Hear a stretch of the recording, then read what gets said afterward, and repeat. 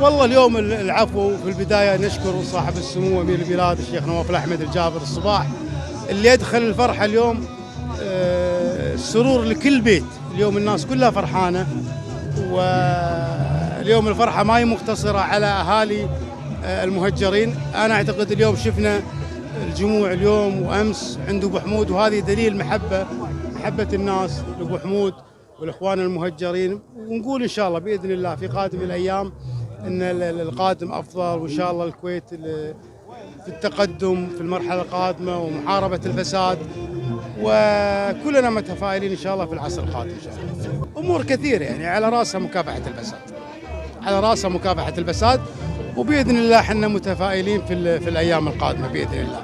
ومثل ما قال أبو حمود مسلم قبل قليل في كلمته أن اليوم يجب أن يكون هناك مظلة كبيرة لكل أطراف المعارضة في المشهد السياسي، واعتقد أبو حمود بإذن الله في قادم الأيام سوف يسعى إلى الجلوس مع جميع أطراف المعارضة والتيارات السياسية حتى تكون هناك مظلة للمعارضة الكويتية، من خلال هذه المظلة يتم الاتفاق على الأهداف للمرحلة القادمة.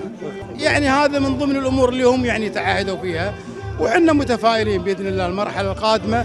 يعني في بعض الأخطاء اللي صارت من ضمنها قانون المسيء، بإذن الله إن شاء الله الأمور كلها تتعدل في المرحلة القادمة إن شاء الله. عشان أراك مرشح إن شاء الله. بإذن الله الكل يرجع وتكتمل فرحتنا بعودة فيصل المسلم وجميع إخواننا المهجرين بإذن الله.